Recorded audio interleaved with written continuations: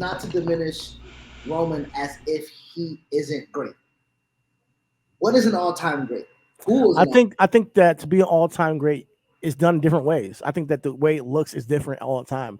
The way that Roman's going about doing it now, he's doing it one. Let's say one, he's doing it as a heel. He's doing it like he reminds me of Triple H a little bit in a way that he made his money the best runs as a heel. Even GX was great and all, but as the heel Triple H, Yeah, Evolution is kind of his peak. You know, even before Evolution, Cerebral Cerebral. Assassin, That was like his that. peak. That's his peak. That was his Yeah, peak.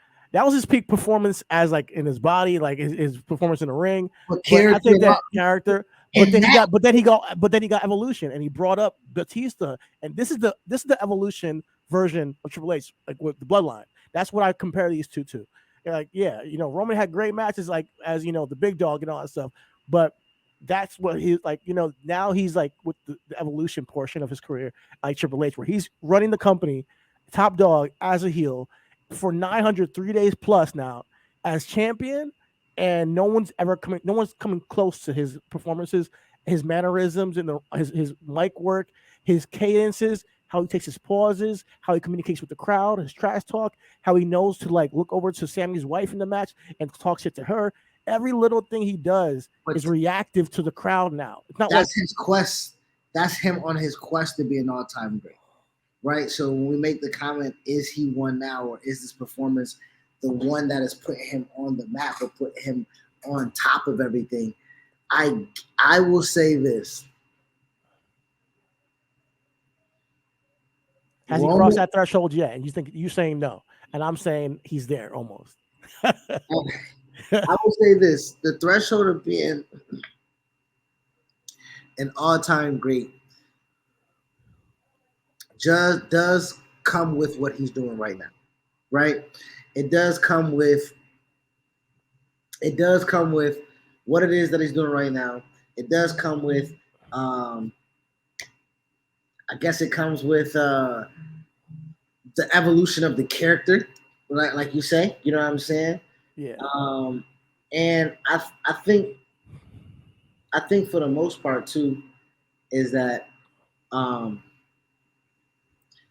Roman had to take that time off. If he didn't, I don't think this happens.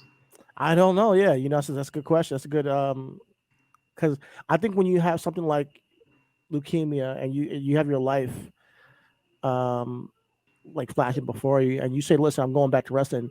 I want to do it my way. Like if I'm going to do this, I'm going to do it my way." And I think he came back with a purpose, with a mission. Like you can even see it from the moment he steps in the ring with Bray Wyatt and Braun off the rip. We're like, okay, this is a little bit different. We haven't seen Roman like this before. It just took an instant for you to see like this is a little different And than and what it, we've and it, seen. and it was also to the company's um benefit. We again ROI. We got to bring Roman back as something that is this. Because if we bring him back in any carnation of what he was previously, with any resemblance of what he was previously, like you know what I'm saying? Like it took him so long when he got the new music, he was like, okay, finally, right? He's stepping away into it. He's Mm-hmm. becoming something outside of that. And I think this, without a shadow of a doubt, is going to take him where he wants to be, where I think me and you both see him as, or where you see him as right now. You know what I'm saying? So, Yeah, yeah. I think just because of the entertainment value that I've seen, and the multiple moments that he's been in the ring where I've been glued, and it's not just mind you, it's not just Roman, it's other people that are created this moment, but he's the top of the food chain, and he's the reason why people care as much as they do. I mean, without that threat of Roman over there, then it's just Sammy and Jay just having their, you know, their qualms. feuds, your qualms, yeah. That overlooming of Roman has all that added more potency, I guess. So yeah, the debate will go on, but at this moment, I'm not putting him above Triple H. I'm not putting him above The Rock, Stone Cold, Cena, even Hogan. Even you don't like him, Ric Flair, Shawn Michaels, Undertaker. He's not above those guys yet, but he is on his way. If he puts another couple years of this quality of work, of body work together, oh yes, he's starting to approach that greatness. And This I think this- that he's in the top, maybe because top 10, this isn't definitely top 15. this isn't Patrick Mahomes, bro. Right? Okay. I want to be first and foremost like Roman Reigns isn't Pat Mahomes right now. Right? Now, granted, he's a winner. He's getting shit done. You know what I'm saying? He's progressing and but as far as spectacular and also being dominant and also being the reason why we come and everything like that, I don't want to get it misconstrued because Pat Mahomes is an all-time great right now. You know what I'm saying? Regardless of his short career or whatever, there has never not been a time. I'll tell you right now. It ain't never been a time he ain't been great.